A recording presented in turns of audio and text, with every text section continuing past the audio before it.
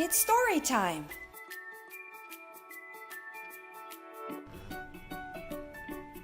Good morning and welcome. I'm Coach Kimberlyn with Life's Work Yoga, and this is story time. Story time is, in its most simplest expression, it's a time to share stories.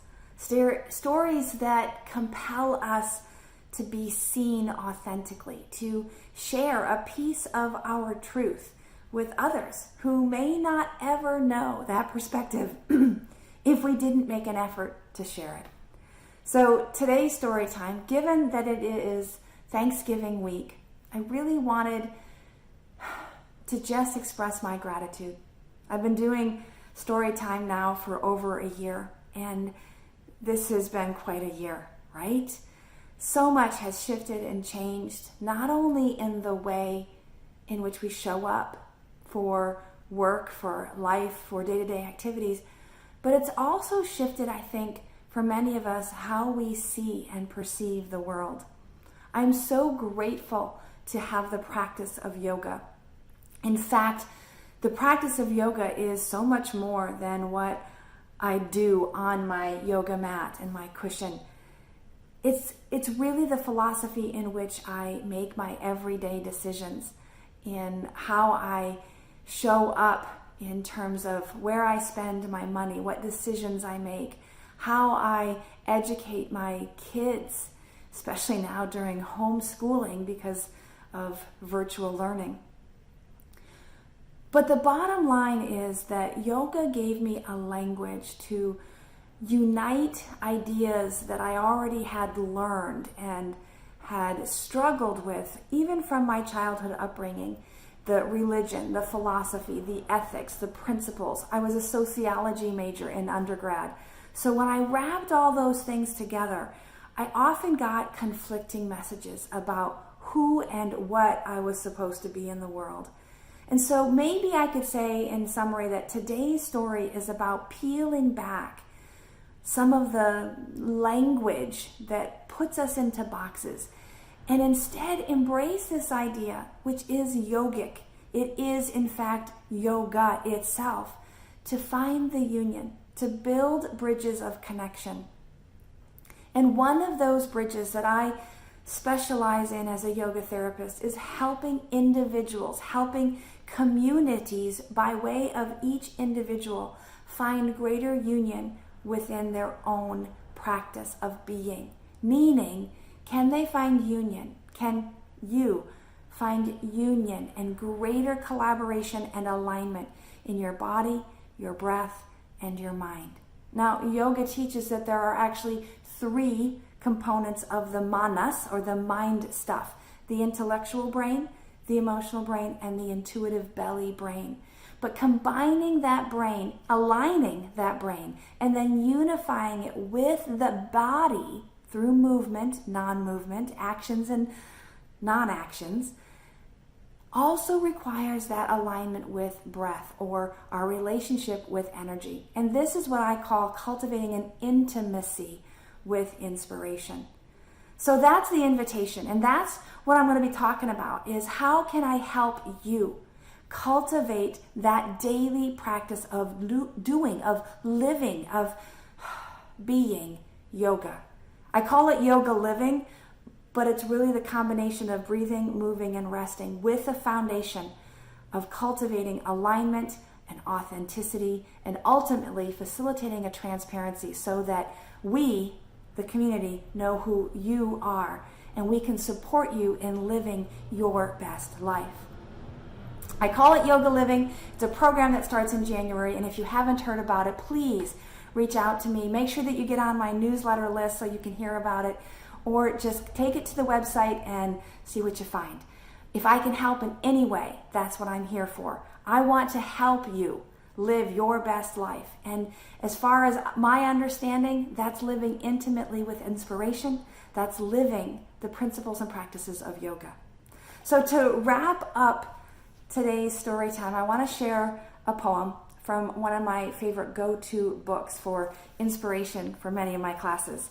This poem comes from Aaron Hoops, and it's entitled Too Busy to Relax. It's a little bit of a a Dr. Seuss kind of rhyme to the rhythm of the poem, but the message I think is so paramount as we enter into what is potentially some more time to rest, some holidays in which we can't travel if we're going to honor our CDC guidelines and our community recommendations for really honoring the health of our entire nation, of staying apart until this pandemic can get under control. I know that it'll just be me and our children and our pets in our home for Thanksgiving, and reaching out to my family and friends via Zoom and phone so that we can stay connected but honor the social distancing. So, Aaron Hoops, too busy to relax. Too busy to relax, they say. Complaints, excuses every day. They sound so weak, so stressed, so tired. A mundane world in which they're mired. No time to sit and just be quiet. Their minds a rush of thoughts, a riot. No chance they have to hear the sound of nature's wonder all around. Of birds and trees and clouds and air. Too much work. It's just not fair. This really seems quite sad to me. So much to do, no time to be. Breathe, I say, and move a bit. Then after that, we can just sit and watch the world at its own pace. There is no rush. It's not a race. And if it were, what is the goal? Where are you going, mind, body, soul? Too busy to relax, I hear. These words seem like they're based in fear. Tired, weak, and too much stress. How did our lives turn such a mess? We don't need to look above to find a place that's based in love. Turn instead and look within. Find yourself. It is no sin. Forgive, let go. Open your heart. It is the only place to start. Think on that, and you might find throughout your life you have been blind. Breathe, I say, and move some more. Run, walk, jump, stretch on the floor. Move your body. Get up and go. Feel the energy. Let it flow.